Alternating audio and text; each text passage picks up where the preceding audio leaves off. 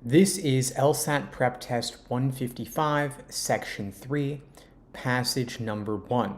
This is a passage about film history and how early movies get screened at archives and festivals.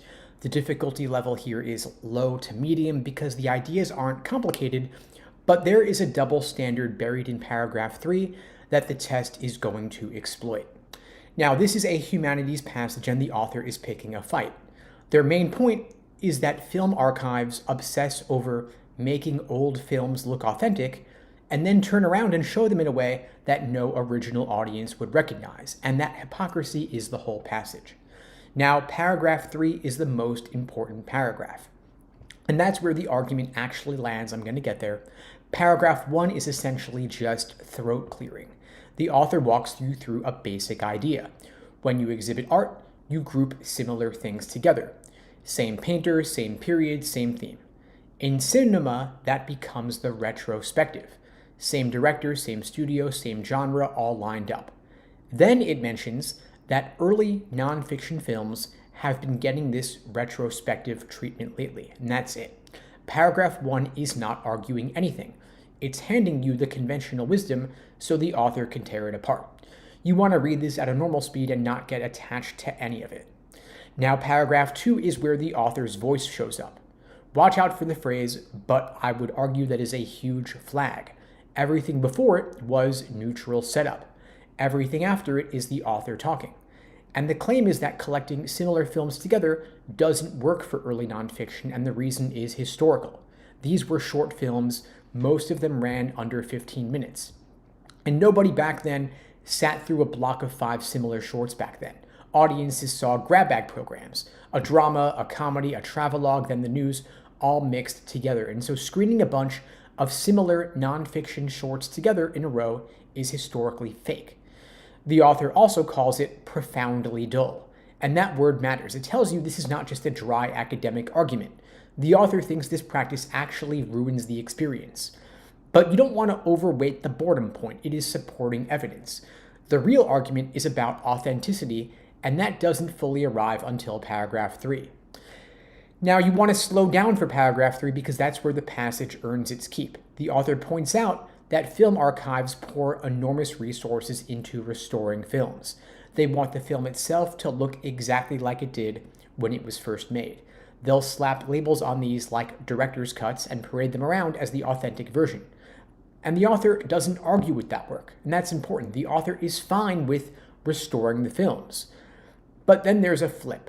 The author says that on the exhibition side, all that concern for authenticity vanishes. You've got this lovingly restored film, and then you drop it into a retrospective format that would have been completely alien to anyone who watched it in 1910. You strip away the mixed program that surrounded it, and you kill the contrast between a serious documentary and the comedy that played before it. You remove the context that made the film land. And so the author is calling out a contradiction. You're authentic about production, but sloppy about presentation. You care what the film looks like, but not about what seeing the film felt like. And that last line of the passage drives it home. The author says early programmers figured out how to mix films together, probably borrowing from vaudeville. And we'd be foolish to ignore what they knew. And that is the author at full volume telling you what they think.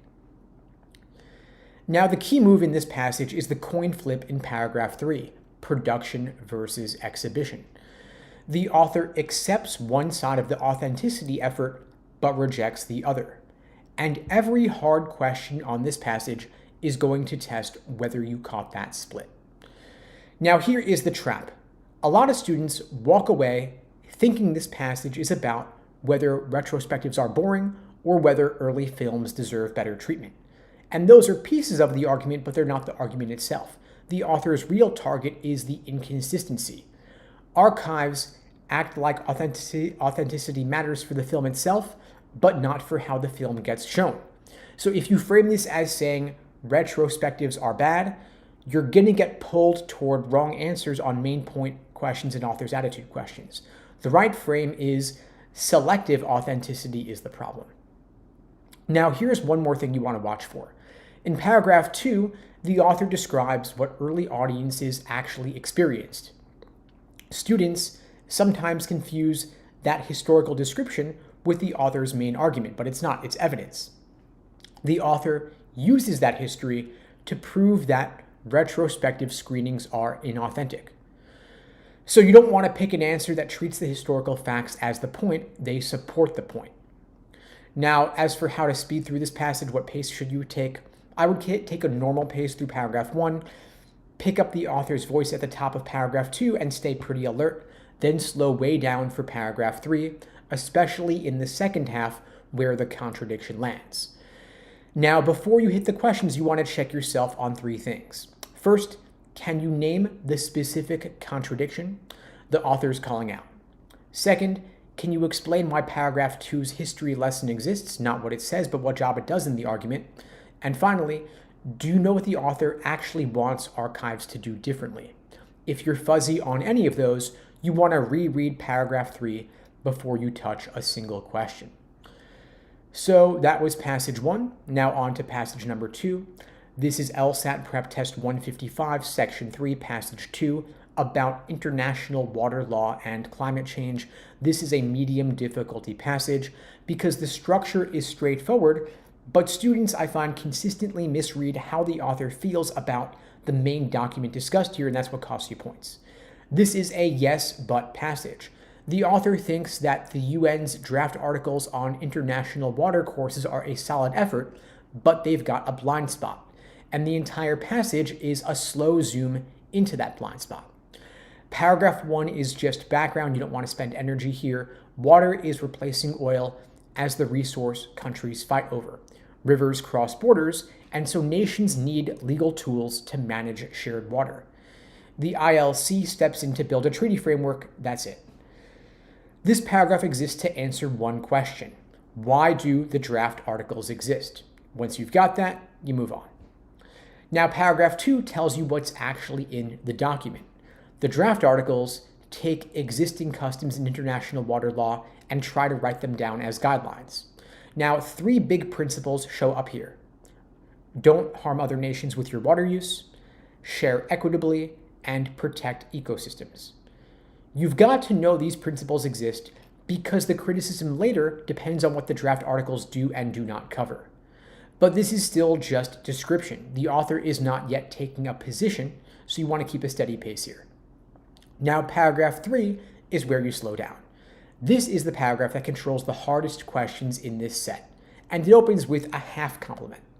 The draft articles are a significant step forward. But before that sentence even finishes, the word inadequate lands. Everything after that is the author's real argument. The problem is climate change. Rising CO2 means greenhouse warming, and that means some rivers get more water than snowmelt. Others lose water from reduced rainfall. The draft articles were not designed for a world where river flows could swing dramatically in either direction. They were built for stability, and stability is exactly what climate change takes away. Now, here is the key move.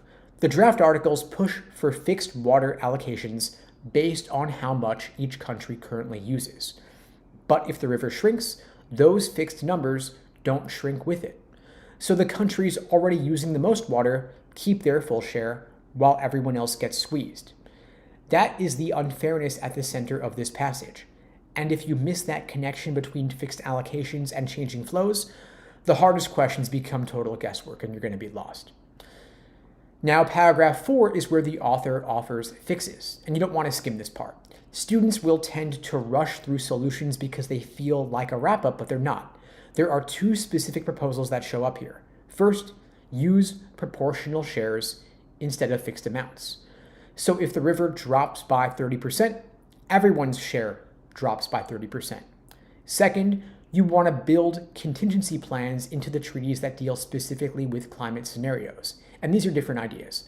Proportional shares handle general fluctuation. Contingency plans handle specific crises. The questions here can and probably will ask you to tell them apart. Now, the passage follows a narrowing funnel here. Paragraph 1 is global, water problems everywhere. Paragraph 2 narrows to one document. Paragraph 3 narrows to one flaw in that document. Paragraph 4 narrows further to specific fixes for that flaw. So every paragraph here is getting tighter than the one before it. Now, the author's stance here is supportive but critical. They think international water cooperation matters, and they think the draft articles are a real step forward. But they think the articles are too rigid to survive what the climate change is going to do to river systems. And that criticism is specific and limited. It's not a total rejection. And that is exactly where the trap is. If you come away thinking the author is against the draft articles, you're going to grab a main point answer that's too harsh. Something like argues the articles should be abandoned or contends that the ILC's approach is fundamentally misguided. Those are going to be wrong. The right answer will use softer language. Think like ID's a shortcoming or proposes modifications, because the author wants to fix the document, not throw it out altogether. Now, before you hit the questions, you want to check yourself on 3 things. First, can you explain why fixed allocations become unfair when river flows drop? 2, can you name both solutions the author proposes and say how they are different? And 3rd, do you know exactly where in the passage the author shifts from describing the draft articles to criticizing them? If you can nail those 3, you're going to do fine. So that was passage number 2. We're going to move on now to passage number 3 in the same set. You can access these in your LSAC Law Hub account. Unfortunately, I can't display them on screen due to copyright. We don't want to get sued or shut down here, and so we're obeying copyright law in respect of the LSAC. This is PrepTest 155, Section 3, Passage 3. This is a science passage about using peptides to build computer circuits at a scale smaller than current technology allows. The difficulty here is low to medium, I would say, because the science might sound intimidating, but the structure here is dead simple. If you can track the story, you're going to be good. So don't let this passage trick you into thinking it's complicated, because it's not about the science. It never is. It's about one research team following a trail from seashells to semiconductors. That's it. There is no debate. There are no competing views, no author pushing back on anything. Just a straight line from problem to promising solution. Now, the most important part of this passage is the middle of paragraph 2. That is where Belcher and Who make the connection that drives everything else. If you nail that moment, you can handle whatever the questions throw at you. Now, paragraph 1 here is pure setup. Chips keep getting smaller, and that trend has powered the tech industry for decades.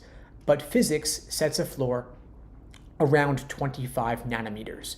You can't shrink transistors past that with current methods. Now, here is where the passage opens a door. Living cells already build complex structures below that limit.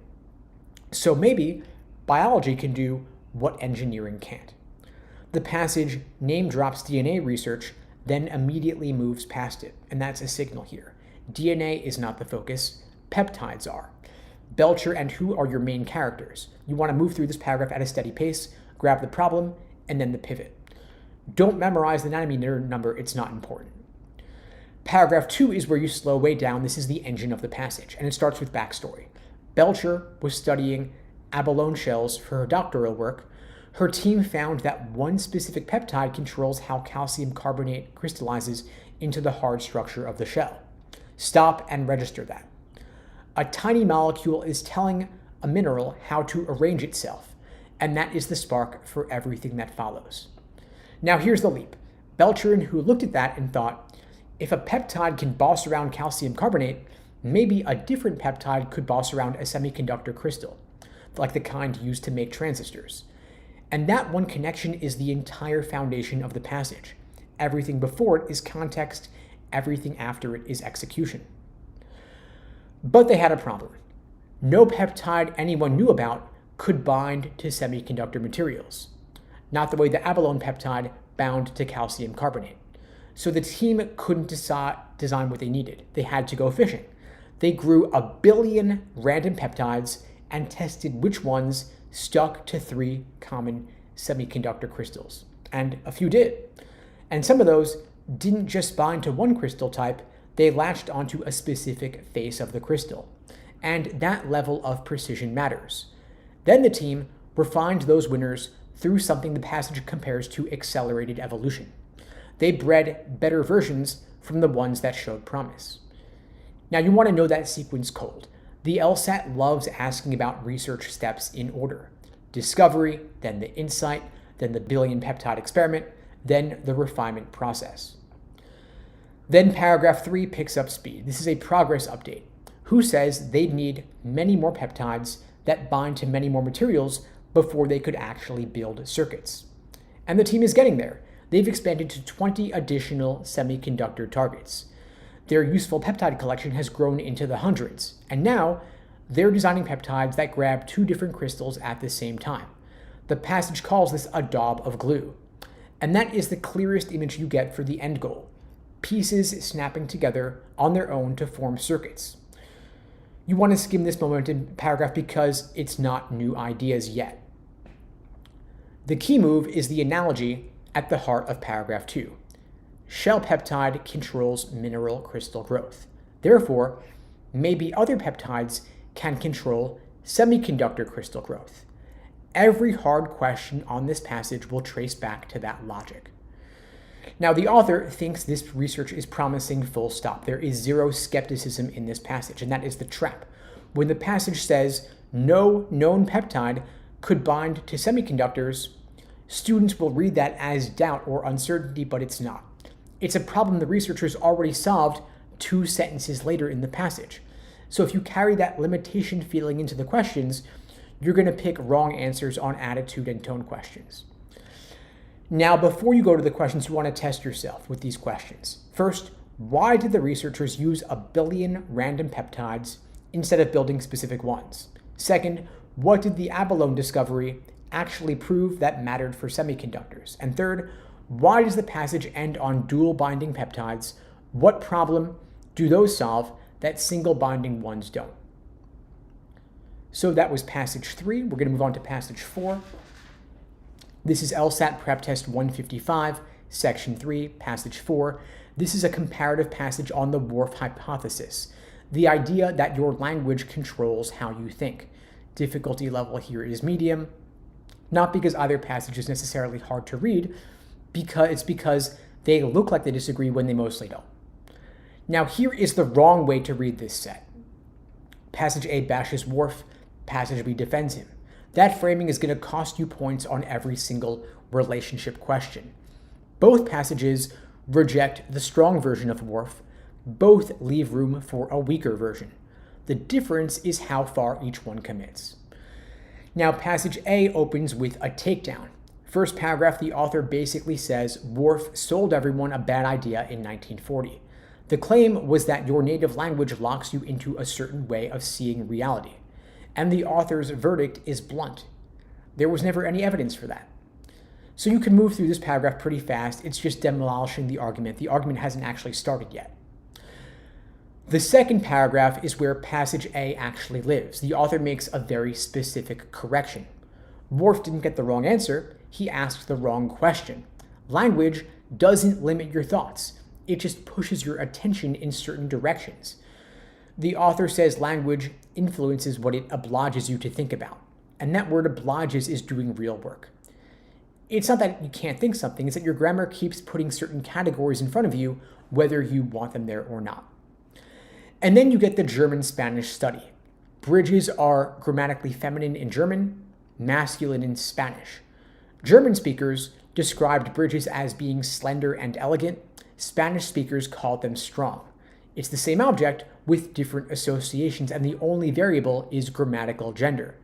This is the proof right here. It shows that language is nudging perception without blocking anything.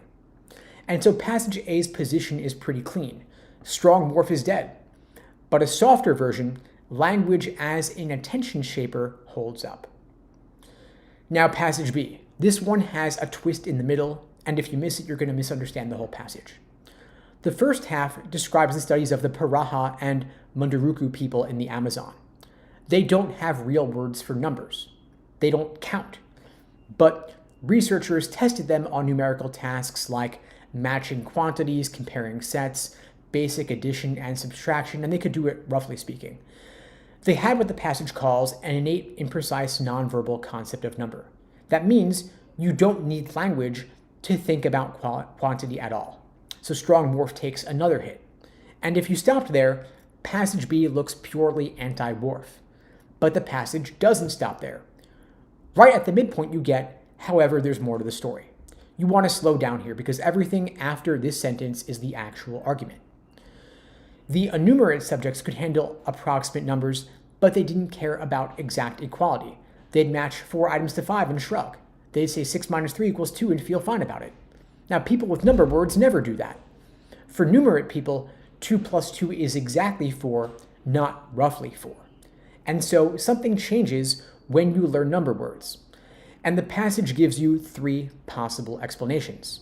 First, number words create the concept of exact equality from scratch, and that's strong morph.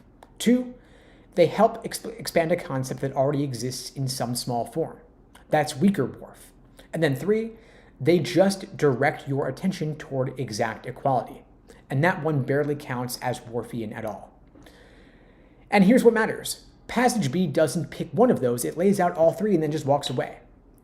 Now, how do these passages actually relate? That's where you want to focus your attention. Both authors agree strong morph is wrong. Language doesn't trap you. Both authors agree language does something real to cognition, and where they split is on their confidence. Passage A picks a lane, says language shapes habitual attention, done. Passage B stays at a fork in the road. It says something is happening with exact number, but it won't commit to what. And you want to notice this. Passage B's third explanation, that language directs attention to exact equality, it sounds almost identical to Passage A's entire argument. So the passages are not just compatible, on one reading they're saying the same thing. And the questions are probably going to ask whether you caught that overlap.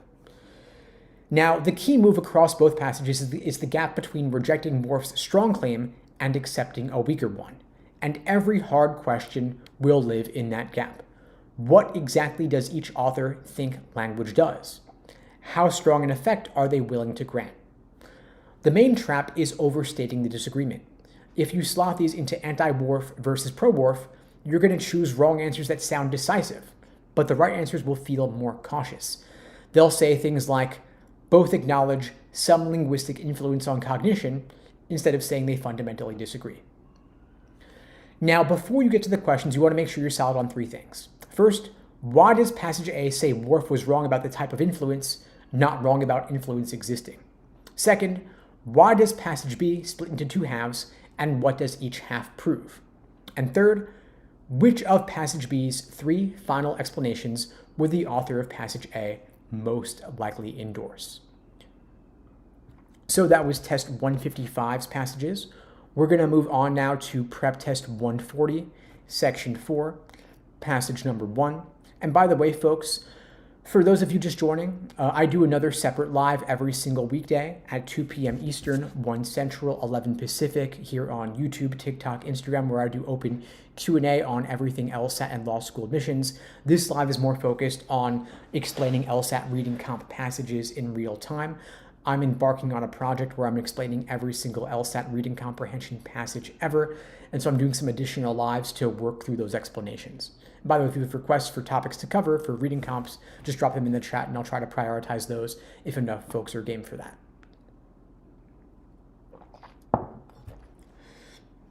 So this is LSAT Prep Test 140, Section 4, Passage number 1, about Sam Gilliam, an African-American abstract painter who broke away from the political art his peers were making. Difficulty level here is pretty low because the structure is pretty straightforward, but there is a trap built into the last sentence of the passage that will cost you points if you miss it. Now, this is a humanities passage. It's building a case for one artist's choice. Gilliam believed that abstract art could express the African-American experience more powerfully than political art ever could. Now, paragraph 2 is the most important paragraph here. It's where the real argument lives. So we're going to work through all 3, but spend the most time there. Paragraph 1 is background. It puts Gilliam in a group called the Washington Color School and sketches the color field movement. Abstract art in the 1950s was complex. By the 1960s, it got simpler, with bright colors and no representation at all. Now, you don't need to memorize any of that. Just know that Gilliam belonged to an established abstract movement, and that's it. You move through this paragraph quickly. Paragraph 2 is where you slow down, because the paragraph is doing 2 things at once, and you've got to see both of them. First, It's telling you what Gilliam was reacting against. His African-American contemporaries were making art with clear political messages. Gilliam thought that approach was aesthetically conservative. Now, note that phrase. He's not saying their politics were wrong.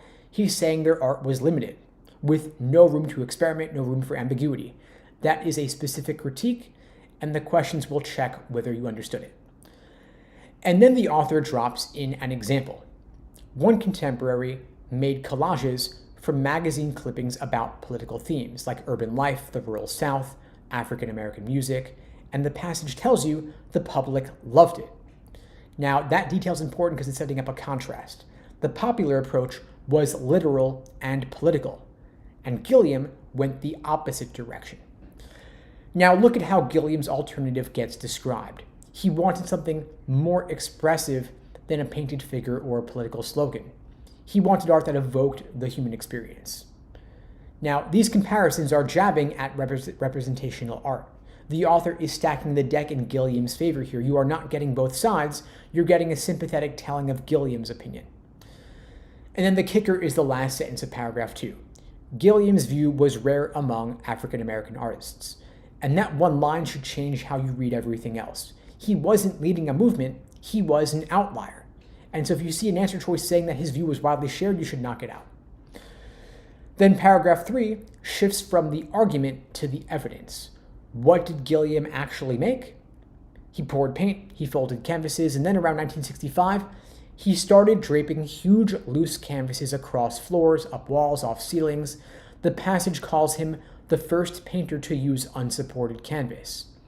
And that's the kind of thing questions often ask about, so you want to hold on to that one.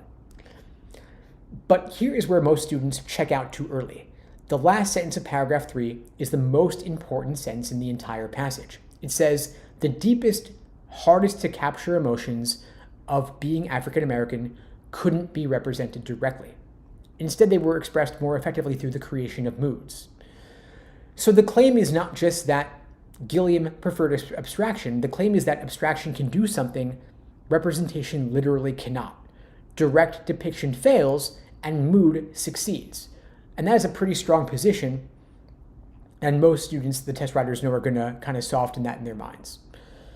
Now, here is the key move. This passage is not about an artist who liked abstract art. It's about an artist who believed abstraction was the only way to reach certain emotional truths. The gap between preferred and believed it was necessary is where the hardest questions are. Now, the author is fully on Gilliam's side. There is zero pushback in this passage. There's no critic, no counter-argument. Every choice Gilliam makes is framed as being bold, innovative, forward-thinking. The main trap is misreading Gilliam's relationship to the African-American experience. Students often pick answers saying that he rejected political content or didn't care about race, but that's totally wrong. He cared a lot. He just thought literal images couldn't reach the emotions he wanted to express. So any answer that frames Gilliam as being detached or apolitical is bait. It's meant to be a tempting wrong answer. Now, before you get to the questions, you want to check 3 things. First, why does the author include the collage artist in paragraph 2? What job is that example doing? Second, what is the connection between hanging canvas from a ceiling and expressing the African-American experience? And third, can you explain the difference between what Gilliam rejected and why he rejected it? So that was passage 1. Now this is PrepTest 140, section 4, passage 2. This is a comparative passage. The topic is virtual economies in online games and whether online goods should be taxed. Medium difficulty passage set. The passages look like they're about the same thing, but they're doing very different jobs. And if you miss that, you blend them together, the questions are going to destroy you. Now, passage A is a story. That is all it is. It walks you through how an economist named Castronova stumbled onto something surprising. Players in online games collect virtual treasure. Some of them sell that treasure for real money at auction sites. And Castronova realized that means virtual currency has actual real-world value. Players who are killing monsters and skinning animals are literally creating wealth. Now notice what's lacking or missing here. There is no argument, no policy, no we should do something about this. Passage A is pure discovery. It's like the author's wide-eyed and excited about it. The author is impressed by what Castronova found. You want to read this fast because there's nothing tricky here. Passage B is a totally different animal. This is a legal argument with very specific moving parts. And the distinctions it draws are where the test is going to live in the questions. The first paragraph of Passage B sets up the tension. Some games ban real-world trading, others encourage it. Then the author asks a series of questions. Should virtual loot be taxed? What about trades that never leave the online world? You don't want to skim past those questions because every single one gets answered later. They are the outline for the whole argument. Now, the second paragraph is where the author expresses their opinion. In-game loot should not be taxed. In-game trades should not be taxed. And then the author gives you a specific comparison to log onto. They say virtual loot should be treated like fish being pulled from the ocean. You don't owe taxes when you catch the fish. You owe taxes when you sell it. And so that analogy is the core of the argument. If you forget everything else in Passage B, remember the fish example. Now, the last paragraph of Passage B is where it gets sharp. The author flips their opinion. Sales for real money should be taxed. Now, here's the part most students gloss over. In games that are designed to be commercial, the author calls them intentionally commodified. Even sales for virtual currency should be taxed. You don't have to cash out for the tax to kick in. And that's a harder line than most people expect. The author is saying, if the game is built as a marketplace, you can't hide behind saying it's just a game. So you've got 4 categories in Passage B. Loot you pick up, not taxed. Trades inside the game, also not taxed. But sales for real cash should be taxed. And virtual sales in commercial games also should be taxed. Now you want to hold on to all 4 separately and distinctly because the test will try to get you to mix them up. Now here is the key move. These passages are not debating each other. Passage A builds the factual foundation. Passage B builds the policy on top of that. The relationship here is setup and response. Passage A proves virtual economies are real. Passage B takes that as settled and asks what the tax law should do about it. Now, the biggest trap is reading an argument into Passage A, because there is no argument there. Castronova makes an observation, author of Passage A reports it, and that's where they stop. So if a question asks you what the author of Passage A would think about taxing virtual goods, you're just guessing. The passage gives you nothing to work with on that. And the test writers know you're going to want to fill that gap with something that sounds reasonable. Don't fall for it. Now, the second trap is in Passage B. Students walk away thinking the position is virtual stuff should be taxed, but that's way too simple. The whole point of Passage B is that some virtual activity should be taxed and some shouldn't. The author spent the entire passage drawing that line. If you erase that line, you miss the argument. Now, before you go on to the questions, check yourself on 3 things. First, can you name what Passage A establishes that Passage B assumes is true? 2, can you draw Passage B's exact line between what gets taxed and what doesn't? And third, can you explain why the intentionally commodified games get treated differently from regular ones? So that was Passage 2.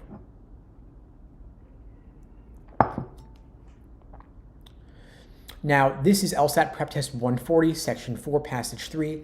It's about whether elite performance comes from innate talent or from training. Pretty low difficulty passage here. The author's position is pretty straightforward and obvious, but there is a piece of careful wording in the last paragraph the test will use to punish anybody who reads too casually. Now, this is a science passage. The author's making the case that intense, sustained practice, not natural-born talent, is what separates the great from the good. Now, the paragraph that matters most is paragraph 4. That's where the author lands the plane. And that's where one quiet qualifier changes what the whole passage actually means. We'll come back to that. Paragraph 1 is giving you the other side's argument, the side the author disagrees with. Some people look at elite musicians and athletes and think talent must be the explanation. Then psychologists back that up. Prodigies get discovered by age 6, and reflexes and coordination can be inborn. And so your job here is simple. Tag this as the view the author is about to tear down and keep on moving. Don't slow down. Don't memorize the examples. Then paragraph 2 is the twist. It starts off with a punch. The old research was flawed.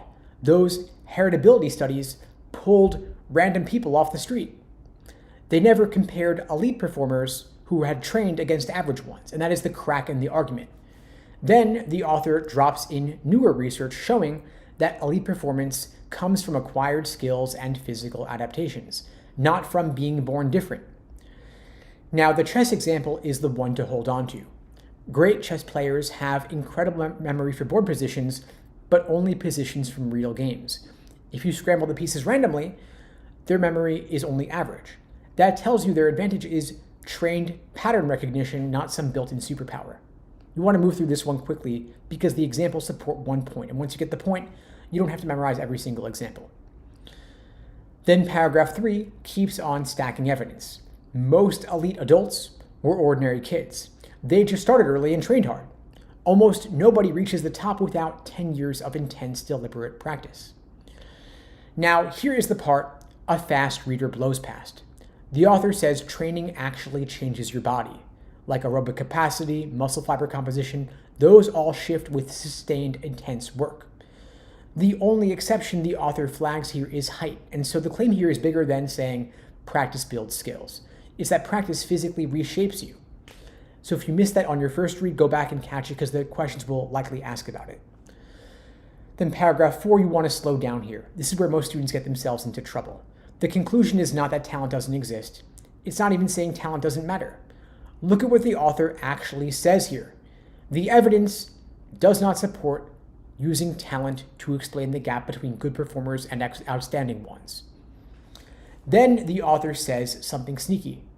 They refer to that level of talent common to all reasonably competent performers.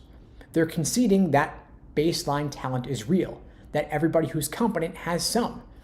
But because everyone at that level shares it, it can't be the thing that explains why a few become elite. It's training that explains that. And then the author adds a final piece. They say motivation is a better predictor than talent. Why? Because intense training requires sustained interest, and future elite performers tend to show early signs of unusual interest, not unusual ability. And that is the author's finishing move. Motivation feeds training, training produces greatness, talent is just the entry ticket. Now, the key move here is that qualifier about being talent being common to all reasonably competent performers. That one phrase keeps the author's argument precise instead of extreme. Without it, the passage says talent is irrelevant. With it, the passage says talent is shared and therefore not explanatory. The hardest questions here will test whether you caught that difference. Now, the author sides with training and motivation over innate talent, but here's the trap. You'll see choices saying that the author rejects any role for innate ability, and you're going to want to pick them because they feel right based on the vibe of the passage. But the author actually does admit that some traits are inborn. They said that in paragraph 1 and they never denied it. They just argued those traits don't explain who reaches the top. So if you flatten that into saying talent is a myth, you'll get the main point question wrong and probably the author's attitude question wrong too. Now, before you go on to the questions, check yourself on 3 things. First, can you explain what was wrong with the older research the author criticizes? Second, can you say why the chess memory example matters structurally and not just what it describes? And third, do you know exactly what role motivation plays in the last paragraph? Not vaguely, but how it connects to training to complete the argument. So that was passage 3.